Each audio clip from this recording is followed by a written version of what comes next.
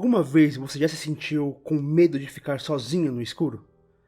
Normalmente, quando éramos crianças, tínhamos esse medo do escuro que, na verdade, nem se dava pela ausência da luz, e sim pela possibilidade de algo ruim aparecer do escuro, como monstros, sei lá, espíritos e assim por diante.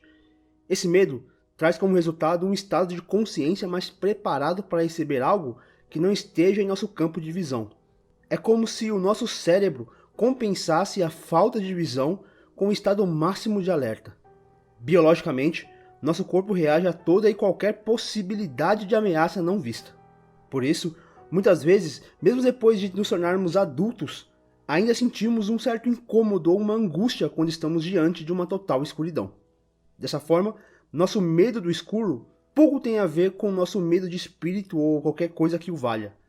Nosso medo de verdade é do desconhecido, do inesperado, do não visto, do invisível.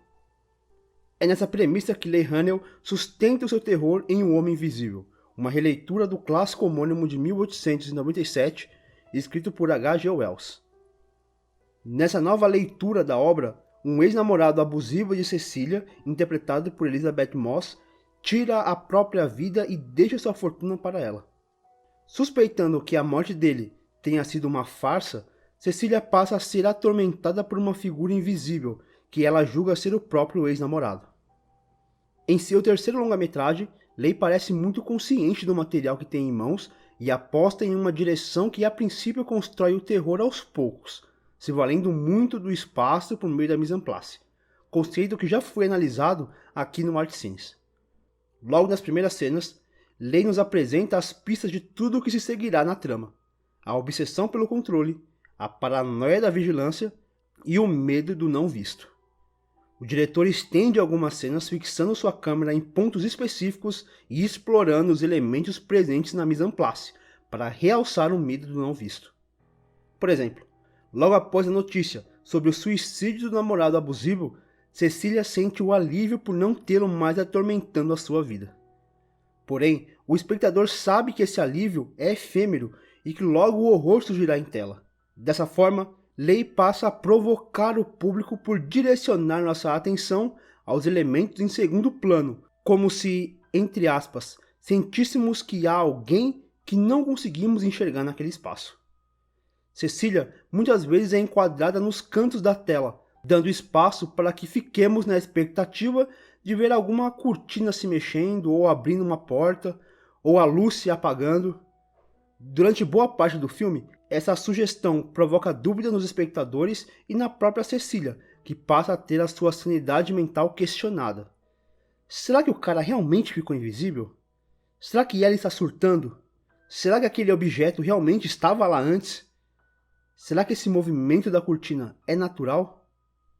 Nesse momento, Leigh consegue elevar e sustentar o suspense, além de inserir na trama um tema de real importância: o abuso psicológico e físico nos relacionamentos.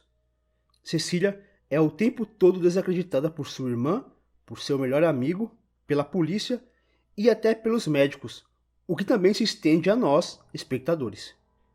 Em entrevista dada ao jornal The New York Times, a atriz Catherine Kendall expressou sua preocupação depois de ter sido assediada por Harvey Weinstein em seu apartamento.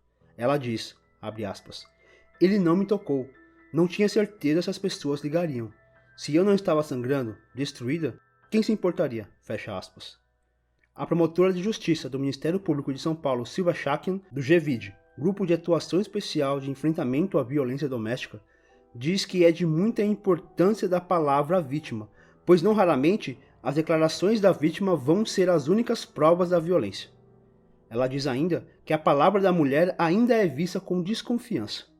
Nesse caso, a metáfora do homem invisível é perfeita para retratar o abuso e o assédio que só é visto pela vítima. Cecília meio que, entre aspas, via seu namorado, enquanto as outras pessoas não.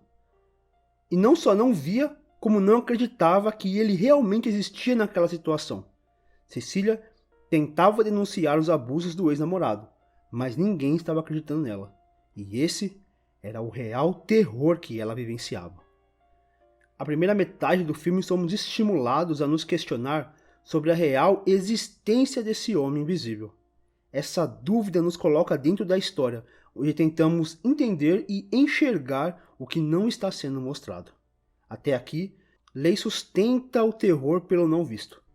Na segunda metade, porém, esse suspense se dissipa e o filme assume os jump scares, a trilha alta e a violência gráfica, perdendo um pouco da força da trama.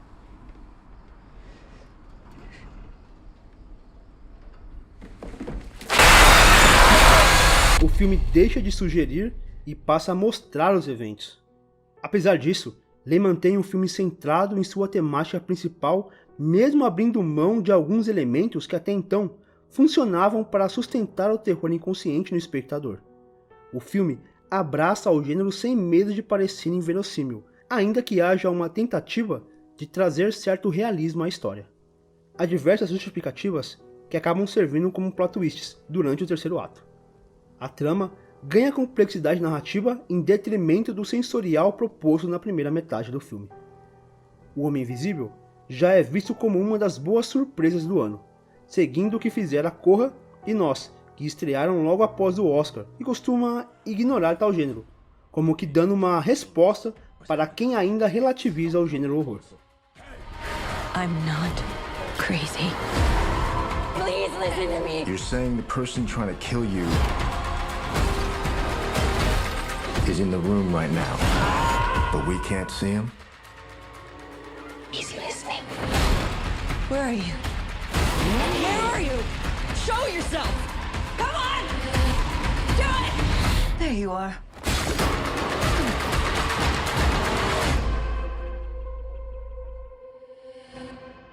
Este ensaio fica por aqui e nos vemos no próximo episódio.